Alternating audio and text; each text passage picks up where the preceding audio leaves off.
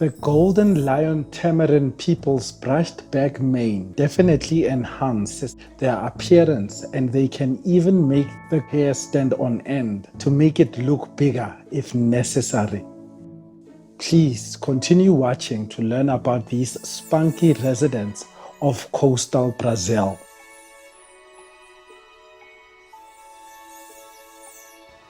Fundamentally, the only way I believe that someone will remain vegan and kind to animals is if the reason for becoming vegan is based on ethics and on core values. For me, the core principle here has to be about compassion for the struggle and the suffering of other beings. The Honorable Reverend Rabbi Jonathan Klein, vegan.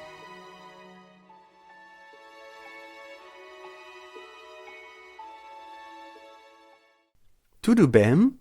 That's how you ask how are you in Portuguese, the national language of Brazil. Cheerful viewers, my name is Rodrigo, and it feels so good to share some glorious sunshine with you.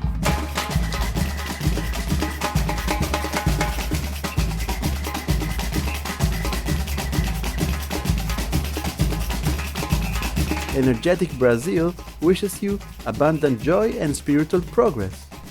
Welcome to our show titled The Resilient Golden Lion Tamarin People.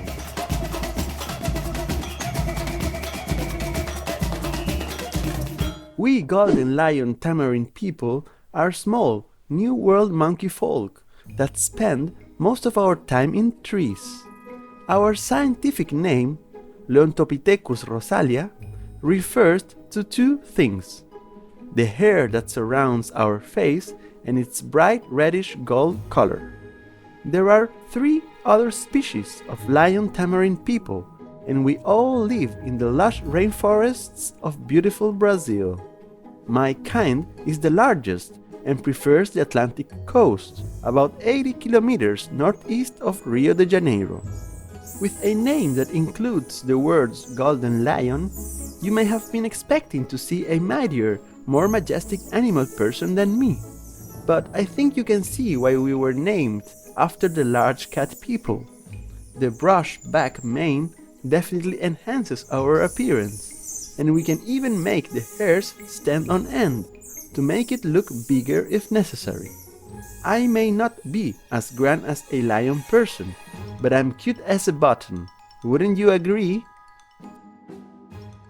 An adult golden lion tamarin person can weigh between 500 and 700 grams, with a body that's between 15 and 25 centimeters long. However, our fully extended tail adds another 32 to 40 centimeters to our total length. It may seem odd, but our tail is longer than our body. To illustrate, if I were to perch on the shoulder of an average human, my body would be about the size of their head, while my tail would reach down to their waist. Curiously, unlike other monkey folk in the Western Hemisphere, our tail cannot grasp things like tree branches. We use it only for balance, which makes me a little jealous when I see other tree dwellers hanging upside down. But God's design for us is different. Our 4 paws resemble hands with long fingers, and instead of flat fingernails, we have sharp claws. These are perfect for foraging, digging into tree bark, and moving around the forest.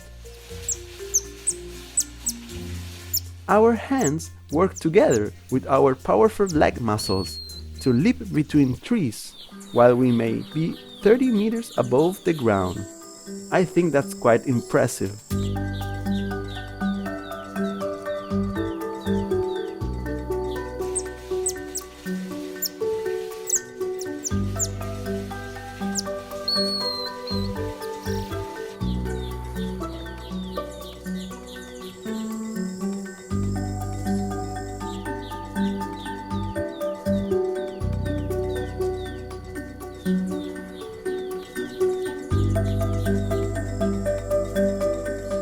Golden Lion Tamarin people are very family-oriented.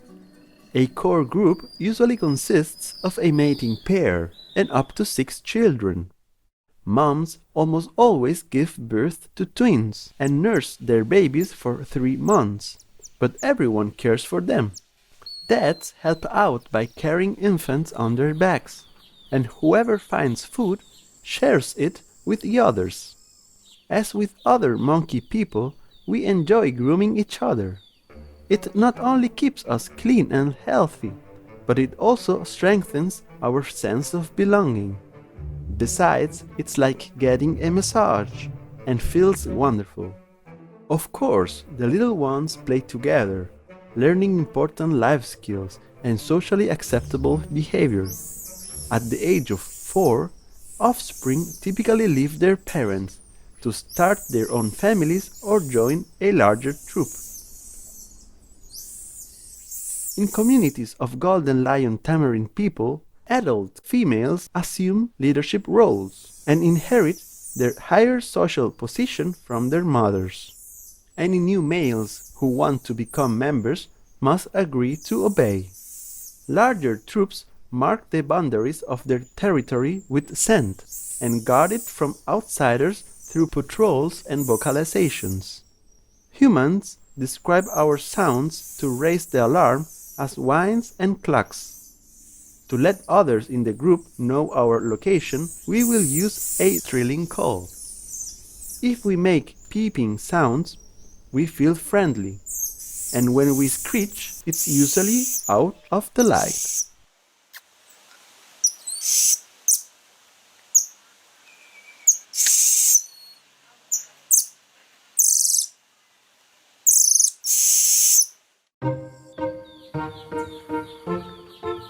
In the morning, our adults wake up first. Then we leave our nest and begin foraging. We spend most of the day looking for fruit, nectar, and other things.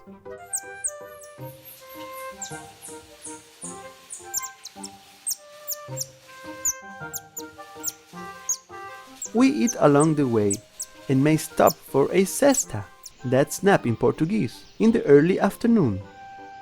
When we see the sun starting to set, we decide where to spend the night.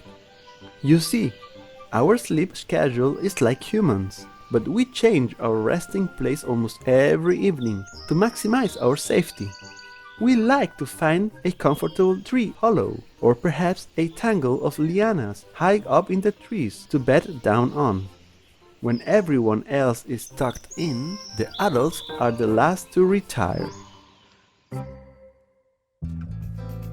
Vegan, 'cause all love to live as we do.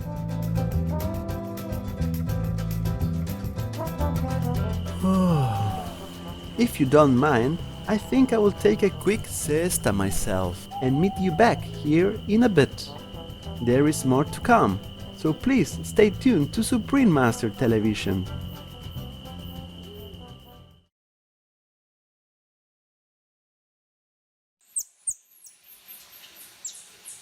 Welcome back to our program, the resilient Golden Lion Tamarin People on Supreme Master Television. In 2018, the government of Brazil made August 2nd National Golden Lion Tamarin Day. That proclamation culminated almost 50 years of conservation efforts on our behalf. I'm going to present the highlights of that story now, so that you can better understand how resilient we truly are. The Atlantic forest along the east coast of South America once covered more than 1 million square kilometers. It extended continuously from northeastern Brazil to Argentina and Paraguay. It was lush and incredibly biodiverse, including our home. Sadly, some humans were mostly interested in making money and began recklessly destroying the landscape. Logging, sugar production and mining were first to take their toll on the forest. Later, pastures for cattle people, livestock raising, new roads, and ever-expanding settlements caused many other trees to be removed. No one seemed to care that we were losing our habitat. If you factor in other issues like hunting and fires, It is no surprise that by the early 1970s, our population in the wild was fewer than 300. Concerned biologists brought our plight to the attention of Brazil's government and conservationists worldwide. Their actions led to the creation of Poço das Antas Biological Reserve, the first nature park of its kind in Brazil and a haven for us. Research organizations with captive golden lion tamarin people were asked to prepare them for living outdoors again. In addition, zoos in other countries with lion tamarin foal received a request to return them to the Brazilian Institute of Environment and Renewable Natural Resources. Most menageries cooperated, and the effectiveness of this strategy set a precedent for other species.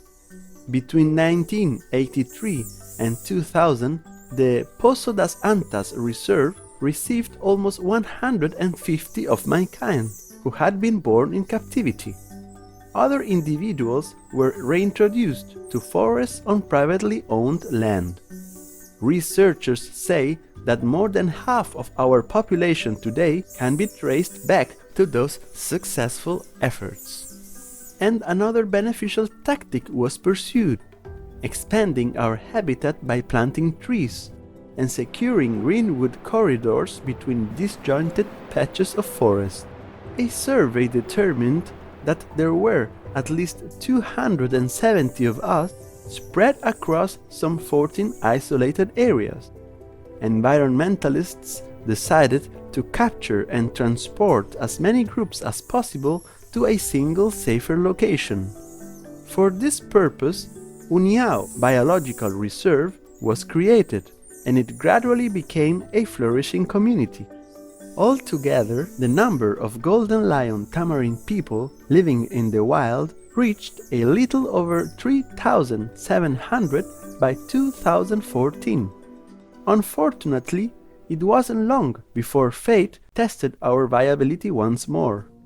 At the end of 2016, there was an outbreak of yellow fever among humans in southeastern Brazil. The epidemic spread toward areas previously part of the Atlantic forest, and by 2018 it reached us in our habitat. Oh, it was terrible. We lost a third of our population before scientists developed a vaccine to protect us. Since then, zoologists have been monitoring deaths from the disease and moving healthy individuals into areas that suffered the most losses. Today, researchers say our population in the wilderness is around 2,500. Our survival is still uncertain due to habitat loss and forest fragmentation. We could save a lot more trees if the vegan diet became the law of the land and no more animal people were raised for food.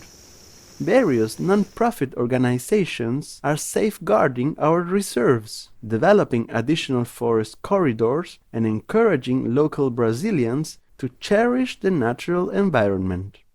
In addition to National Golden Lion Tamarin Day, the Brazilian government has given us two other honors.